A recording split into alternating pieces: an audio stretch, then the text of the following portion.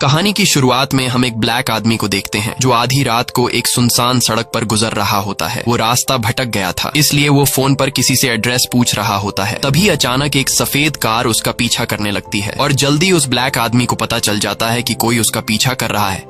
ये देखकर वो घबरा जाता है और अपना रास्ता बदलकर दूसरी तरफ जाने लगता है। कुछ दूर आगे आने के बाद उसे लगा कि शायद उसका पीछा करने वाली गाड़ी चली गई, लेकिन तभी पीछे से एक आदमी जिसने अपने चेहरे को मास्क से छुपाया हुआ था, वो उस ब्लैक आदमी पर हमला करके उसको बेहोश कर देता है और उसे घसीटते हुए अपने कार के डिक्की में बंद करके ले जाता है।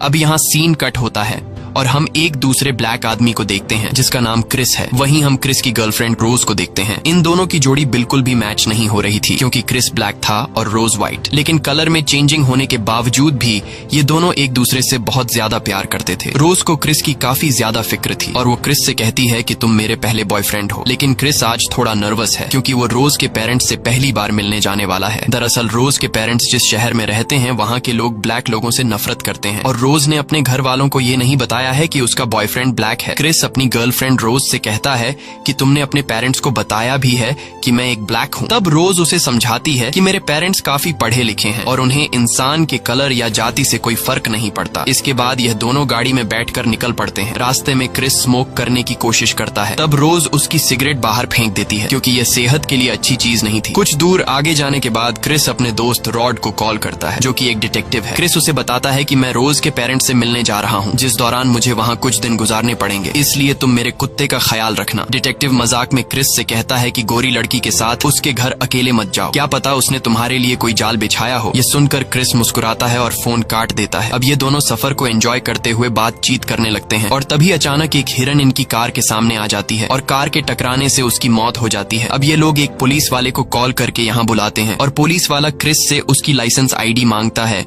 जिस पर रोज भड़क जाती है क्योंकि ड्राइव तो रोज कर रही थी और पुलिस क्रिस से आईडी सिर्फ इसलिए मांग रहा है क्योंकि वो ब्लैक है। क्रिस जब देखता है कि रोज को मेरी इतनी फिक्र है तो उसका रोज के लिए प्यार और भी ज्यादा बढ़ जाता है। इसके बाद यह दोनों गाड़ी में बैठकर घर की तरफ रवाना हो जाते हैं और कुछ ही देर बाद यह लोग घर पहुंच जाते हैं जहां दरवाजे पर ही रोज के पिता और उसकी मॉम क्रिस के स्वागत के लिए खड़ी होती है। ये सब देखकर क्रिस काफी खुश होता है क्योंकि पहले तो उससे लग रहा था कि रोज के पेरेंट्स एक ब्लैक आदमी को देखकर रोज का उससे ब्रेकअप करवा लेंगे, लेकिन रोज के पेरेंट्स को ब्लैक लोग काफी पसंद थे और यहाँ तक कि रोज का फादर कहता है कि अगर मेरे बस में होता तो मैं अमेरिका का प्रेसिडेंट फिर से बैरक ओबामा को बनाता।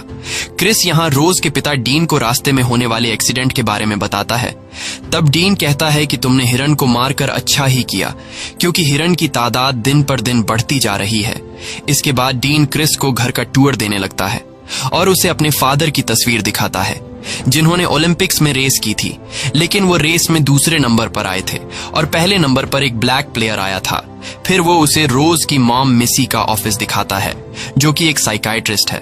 साथ ही डीन क्रिस से कहता है कि मैं खुद भी एक न्यूरोसर्जन हूँ। वहीं बातें करते हुए जब यह लोग बाहर गार्डन में आते हैं तब क्रिस इस घर के नौकर वॉल्टर को देखता है और इस घर की कुक जॉर्जिना को देखता है जो कि दोनों ब्लैक हैं। अब इससे पहले कि क्रिस सोचे कि इन गोरों की फैमिली ने जानबूझकर ब्लैक्स को नौकर रखा हुआ है, तभी डीन बताता है कि इन दोनों को रोज के दादा और दादी की देखभाल करने के लिए रखा गया था और जब दादा दादी की डेथ हुई तो मैंने इन दोनों को जॉब से नहीं निकाला बल्कि उन्हें भी अपने परिवार का हिस्सा बना लिया। यह सुनकर क्रिस को काफी अच्छा लगता है और मन ही मन क्रिस सोचता है कि यह लोग कितने नेक दिल हैं। यहाँ हम ऑडियंस देखते हैं कि रोज की फैमिली हद से ज्यादा क्रिस के साथ अच्छे से पेश आ रही है। इसके बाद यह पूरी फैमिली ड्रिंक के लिए टेबल पर बैठती है। तब घर की नौकरानी जॉर्जिना क्रिस के ग्लास में ड्रिंक भरने लगती है, लेकिन ग्लास में ड्रिंक भरते हुए वो सोच में चली जाती है और क्रिस के ग्लास में ड्रिंक फुल होने के बावजूद भी वो शराब डालती जा रही होती है। ये देखकर क्रिस को कुछ अजीब लगता है। तब रोज की मॉम मिसी जॉर्जिना को जाकर आराम करने के लिए बोलती है। इसके बाद डीन क्रिस से उसके पेरेंट्स के बारे में पूछता है। तब क्रिस बताता है कि जब वो छोटा था तब उसकी मॉम एक कार एक्सीडेंट में मारी गई थी और मेरे फादर ने दूसरी शादी कर ली और अब मैं अकेला रहता हूँ। ये सुनकर डीन के चेहरे पर हमें खुशी नजर आती है और वह समझ जाता है कि क्रिस अब इस दुनिया में अकेला है और पीछे उसका कोई भी पूछने वाला नहीं। तब डीन क्रिस से पूछता है कि क्या तुम सिगरेट पीते हो, जिस पर क्रिस कहता है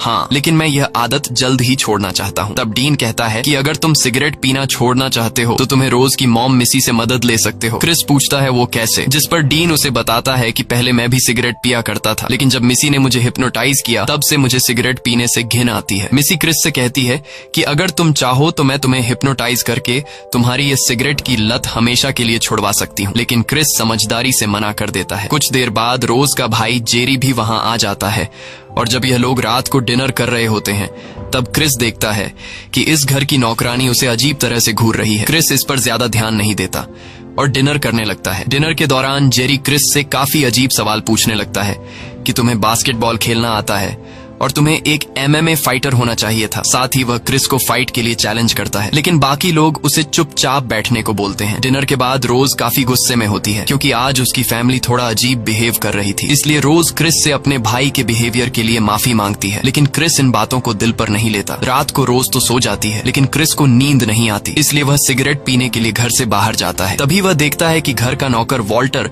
बहुत तेजी से भागता हुआ उसकी तरफ आता है और मुड़कर दूसरी तरफ चला जाता है। वही क्रिस जब अपनी नजर घर की तरफ घुमाता है तब वह देखता है कि घर की नौकरानी भी जागी हुई है, जो उसे काफी अजीब नजरों से घूरती जा रही है। ये सब देखकर क्रिस घबरा जाता है और सीधा वापस घर के अंदर चला जाता है। घर के अंदर जाते ही अचानक मिसी लाइट ऑन करके क्रिस से कहती है, तुम जानते भी हो कि सिगरेट सेहत के लिए अच्छी नहीं है। वह क्रिस को अपने पास बुलाकर कहती है कि आओ आज मैं तुम्हारी यह सिगरेट की आदत छुड़ा दूं। क्रिस मिसी की बातों को हल्के में लेकर उसके सामने बैठ जाता है और सोचता है कि जो आदत मैं पिछले कई सालों से छोड़ने की कोशिश कर रहा हूँ वह इतनी आसानी से यह औरत मुझसे कैसे छुड़ा पाएगी। मिसी के हाथ में एक कप और चम्मच थी जिसे वह लगातार घुमाए जा रही थी। अब मिसी क्रिस से उस रात के बारे में पूछती है जब उसकी मॉम की मौत हुई थी। क्रिस को उस बारे में कोई भी बात नहीं करनी थी, लेकिन जैसे ही मिसी चम्मच को कप में तेजी से घुमाती है तब क्रिस उसे जवाब देने लगता है और जो मिसी पूछती है क्रिस ना चाहते हुए भी चुपचाप उसका जवाब दे देता है। असल में क्रिस को पता भी नहीं चलता और मिसी सिर्फ चम्मच की आवाज से क्रिस को हिप्नोटाइज कर लेती है। क्रिस को भी कुछ समझ नहीं आ रहा होता कि उसके साथ यह क्या हो रहा है और कुछ ही देर बाद मिसी क्रिस को पूरी तरह से कंट्रोल करके उसे एक संकन प्लेस में भेज देती है। अब इस कंडीशन में क्रिस अपनी बॉडी से पूरा कंट्रोल खो देता है और पैरालाइज हो जाता है। वह मिसी की बातें सुन और देख तो पा रहा था, लेकिन बोल या हिल नहीं सकता था और धीरे धीरे वो एक अंधेरी दुनिया में जाने लगता है। अगली सुबह एक झटके से क्रिस की आंखें खुलती हैं। तब वो अपने आसपास नजर घुमाता है और वो देखता है कि यह तो उसका अपना ही रूम है, जिसे देखकर वो समझ जाता है कि यह एक बुरा सपना था। इसके बाद क्रिस अपने मोबाइल को चार्जिंग पर लगाकर जंगल में फोटो शूट के लिए चला जाता है और जब वो वापस आता है तो वह देखता है कि घर की नौकरानी जॉर्जिना आईने में खुद को संवार रही है। ये देखकर क्रिस जल्दी से अपना कैमरा निकालकर उसकी फोटो लेने लगता है, लेकिन पलक झपकते ही जॉर्जिना कहीं गायब हो जाती है। वहीं पास में घर का माली वॉल्टर लकड़ियां काट रहा होता है। तब क्रिस सीधा उसके पास जाता है और उससे बातें करने लगता है, लेकिन वॉल्टर काफी अजीब तरह से बातें करता है। मतलब वह जवान होकर भी किसी बूढ़े आदमी की तरह बातें कर रहा था। वह क्रिस से कहता है कि मैं कल तुम्हें डराना नहीं चाहता था, लेकिन वो टाइम मेरा एक्सरसाइज करने का था। इसके बाद वह क्रिस से पूछता है कि तुम्हारा मिसी के साथ हिप्नोटाइज का सेशन कैसा रहा। ये सुनकर क्रिस को झटका लगता है और क्रिस समझ जाता है कि कल रात जो कुछ हुआ था वह कोई सपना नहीं था, बल्कि रियल में मिसी ने उसे हिप्नोटाइज किया था। ये सब जाकर वह सीधा रोज को बताता है कि तुम्हारी मॉम ने कल रात मुझे हिप्नोटाइज किया था और अब मुझे सिगरेट के बारे में सोचकर भी उल्टी आ रही है। अब इनकी यह बातें चल ही रही होती हैं कि बाहर से गाड़ियों के शोर की आवाज आती है। तब हम देखते हैं कि उनके घर पार्टी के लिए बहुत सारे अमीर लोग आए हैं और वह सभी व्हाइट लोग होते हैं। लेकिन यहाँ हमें एक अजीब बात देखने को मिलती है कि वो लोग यहाँ के नौकर वॉल्टर को गले लगा रहे होते हैं। जब वह लोग क्रिस को देखते हैं तो सभी क्रिस के पास आते हैं और क्रिस से अजीब अजीब सवाल करने लगते हैं। साथ ही वो लोग क्रिस की बॉडी शेप की तारीफ करते हैं और उसकी बॉडी पर हाथ फेरकर उसे फील करने लगते हैं। ये सब देखकर क्रिस को काफी अजीब लगने लगता है। वहीं क्रिस को इन सब के बीच एक अपने जैसा ब्लैक लड़का दिखाई देता है, जिसे देखकर क्रिस सीधा उससे मिलने जाता है। ये आदमी अपना नाम लोगन बताता है और जवान होने के बावजूद उसने किसी बूढ़े की तरह कपड़े पहने हुए थे। वहीं लोगन की पत्नी भी आ जाती है जो कि एक व्हाइट थी और लोगन से वह उम्र में करीब 30 साल बड़ी थी। यहाँ हम एक चीज नोटिस करते हैं कि यहाँ क्रिस के अलावा जितने भी ब्लैक लोग हैं उन सभी ने अपने सिर को छुपा कर रखा है। यहाँ का माली वॉल्टर जो हमेशा हैट पहनता है, लोगन ने भी वैसी ही हैट पहनी हुई है और इस घर की नौकरानी जॉर्जिना ने भी अपने बालों से माथे को छुपा रखा है। वेल, इसके पीछे क्या रीजन है ये तो हमें आगे ही पता चलेगा। कुछ देर बाद क्रिस मिलता है जिम हडसन नाम के एक आदमी से, जो कि एक आर्ट गैलरी का ओनर है और वह क्रिस के खींचे हुए फोटोज की तारीफ करता है। हडसन बताता है कि वह भी एक फोटोग्राफर बनना चाहता था, लेकिन एक बीमारी की वजह से वह अंधा हो गया है। इसके बाद क्रिस वापस ऊपर अपने कमरे में जाता है और हम देखते हैं कि उसके जाते ही सभी लोगों ने बात करना बंद कर दिया और ऊपर क्रिस को देखने लगते हैं, जैसे कि वो लोग सिर्फ क्रिस को दिखाने के लिए ही बातें कर रहे थे। क्रिस कमरे में देखता है कि उसका मोबाइल कोई बार बार चार्जर से निकाल रहा है और उसे लगता है कि शायद ये जॉर्जिना का काम है। कुछ देर बाद जॉर्जिना आती है और वह क्रिस से माफी मांगती है कि शायद कमरे की सफाई करते हुए मुझसे गलती से तुम्हारे मोबाइल का चार्जिंग केबल निकल गया। क्रिस कहता है कोई बात नहीं और मैंने तुम्हारी शिकायत नहीं की। अब क्रिस को लगता है कि जॉर्जिना भी एक ब्लैक है, इसलिए वह उसे अपने मन की बात बताते हुए कहता है कि मुझे इन व्हाइट लोगों के बीच रहने में डर लग रहा है। ये सुनते ही जॉर्जिना को कुछ अजीब सा होने लगता है और ऐसा लगता है जैसे वह क्रिस को कुछ बताना चाहती है, लेकिन वह बता नहीं पा रही होती है। वह कहती है कि तुम डरो मत, यह परिवार बहुत ही अच्छा है और हमारा बहुत ही अच्छा ख्याल रखते हैं। ये सब कहते हुए वह हंसने लगती है, लेकिन हम देखते हैं कि हंसते दौरान उसकी आंखों से आंसू निकल रहे हैं। ये सब देखकर क्रिस को लगता है कि शायद जॉर्जिना की दिमागी हालत ठीक नहीं है। थोड़ी देर बाद क्रिस अपने दोस्त डिटेक्टिव को कॉल करके उसे सब कुछ बता देता है कि कैसे रात को उसे हिप्नोटाइज किया गया था और कैसे यहाँ के सभी ब्लैक लोग बूढ़े लोगों की तरह बिहेव कर रहे हैं। ये सुनते ही डिटेक्टिव क्रिस को वहाँ से निकल जाने को बोलता है। वो कहता है कि ये गोरे लोग तुम्हें हिप्नोटाइज करके अपना गुलाम बना लेंगे, इसलिए जल्दी वहाँ से निकल जाओ। लेकिन क्रिस उस बात को ज्यादा सीरियसली नहीं लेता और बाहर जाकर गोरे लोगों के साथ पार्टी में शामिल हो जाता है। यहाँ क्रिस चुपचाप अपने मोबाइल से लोगन की फोटो लेने लगता है, लेकिन फोटो लेने के समय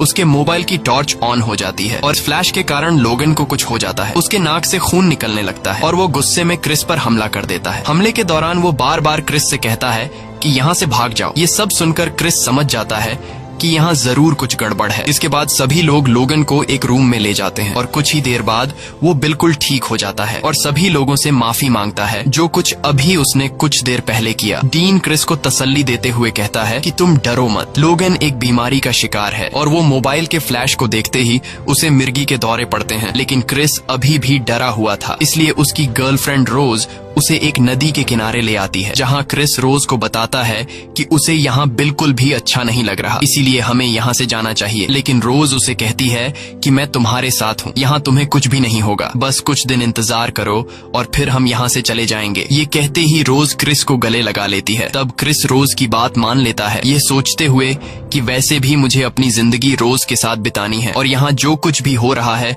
मुझे इस पर ध्यान नहीं देना चाहिए, क्योंकि वैसे भी यह कुछ ही दिनों की बात है। यहाँ क्रिस रोज को बताता है कि जिस दिन मेरी मॉम का एक्सीडेंट हुआ था वह काफी देर तक घायल हालत में रोड पर पड़ी थी, लेकिन मैंने पुलिस को कॉल नहीं किया। अगर उस वक्त मैं पुलिस को कॉल कर देता तो आज मेरी मॉम जिंदा होती। रोज उसे कहती है कि इसमें तुम्हारी कोई गलती नहीं है, क्योंकि तुम उस समय छोटे थे। वहीं दूसरी तरफ हम देखते हैं कि गोरे लोग एक साइलेंट ऑक्शन कर रहे होते हैं, जिसमें किसी और को नहीं बल्कि क्रिस को बेचा जा रहा था और ये ऑक्शन जिम हडसन जीत लेता है। क्रिस जब घर वापस आता है तो सभी मेहमान जा चुके होते हैं, क्योंकि ऑक्शन में क्रिस सोल्ड हो चुका था। यहाँ क्रिस अपने कमरे में जाकर अपने डिटेक्टिव दोस्त को लोगन की फोटो सेंड करता है। डिटेक्टिव जब उस फोटो को देखता है तो वह हैरान रह जाता है, क्योंकि डिटेक्टिव ने लोगन को पहचान लिया था। इसलिए वह तुरंत क्रिस को कॉल करके बताता है कि यह आदमी लोगन नहीं बल्कि आंड्रे है, जिससे हम दोनों एक पार्टी में मिले थे और आंड्रे पिछले 6 महीनों से कहीं गायब है। दोस्तों, लोगन वही आदमी है जो मूवी की शुरुआत में किडनैप हो गया था। ये सब सुनते ही क्रिस समझ जाता है कि यहाँ उसके लिए जाल बिछाया गया है, इसलिए वह जल्द ही यहाँ से निकलने की तैयारी करता है। लेकिन तभी वहाँ रोज आ जाती है। तब क्रिस रोज से कहता है कि हमें तुरंत यहाँ से निकलना होगा। रोज उसे कहती है कि बताओ तो सही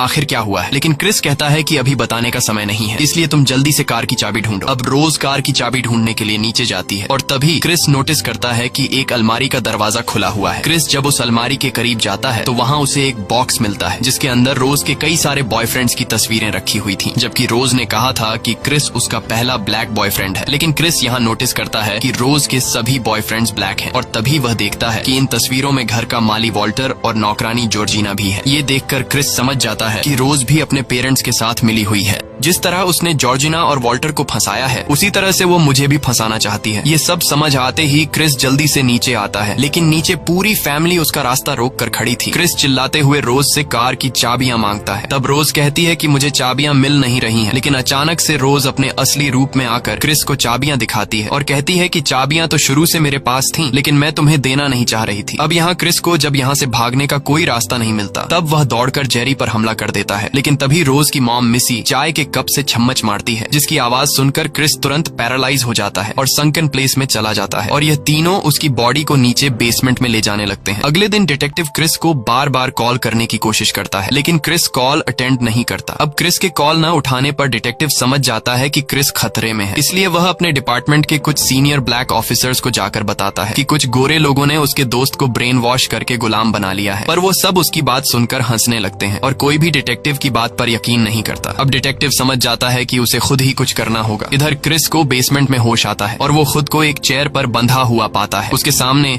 एक ओल्ड टीवी था जिसमें रोज के दादा की वीडियो टेप चलने लगती है, जो बताता है कि उसके परिवार ने एक ऐसा तरीका निकाल लिया है जिससे इंसान बूढ़ा होने के बाद